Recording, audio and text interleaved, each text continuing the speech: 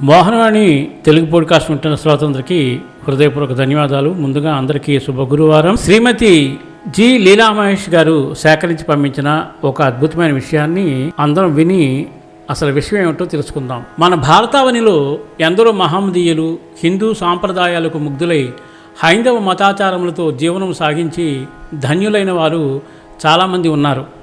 భగవంతుని అనుగ్రహం పొందుటకు కుల మతములు అడ్డు కావు అని నిరూపించారు కూడా. లతీఫ్ షా మహమ్మదీయుడైన ఏకనాథ స్వామి అభంగాలను అనుసరించి శ్రీకృష్ణుని భక్తుడయ్యాడు. ఈయన హిందీ భాషలో ఎన్నో అభంగాలను రచించాడు. భగవద్గీత అంటే అతనికి ప్రాణం. సాధు సంతులను ఆదరించుట అతని నిత్యకృత్యం. ఎల్లవేళలా భగవద్కీర్తనము చేసేవాడు. సంకీర్తనమే అతని ఊపిరి.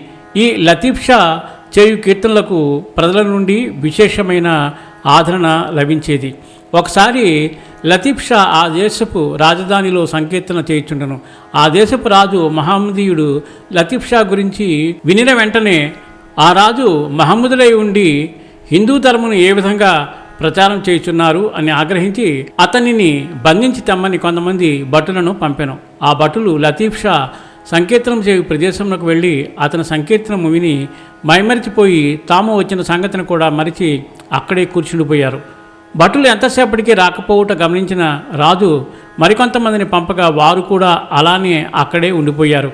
రాజుకి ఏం జరుగుతుందో అర్థం కాక తానే స్వయంగా బయలుదేరి లతీఫ్ షా సంకీర్తన చేసే ప్రదేశానికి వెళ్ళాడు.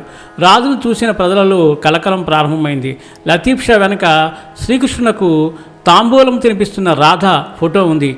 అది చూసి రాజు, శ్రీకృష్ణుడు తాంబూలము ఎందుకు స్వీకరించుట లేదు? నీవే గనక నిజమైన భక్తులవైతే ఆ తాంబూలం కృష్ణుడు తినేలా చెయ్యి అని రాజు హేళన చేశాడు. లతీఫ్ షా శ్రీకృష్ణునితో, ఈ రాజు యొక్క అజ్ఞానమును తొలగించడానికైనా నువ్వు తాంబూలం స్వీకరించు అని కృష్ణుని త్రికరణ శుద్ధిగా వేడుకున్నాడు. అందరూ చూస్తుండగానే చిత్రంలోని అంటే ఆ ఫోటోలో శ్రీకృష్ణుడు నోరు తెరవగా రాధ ఆ నోటికి తాంబూలం ఇచ్చుట జరిగిపోయింది.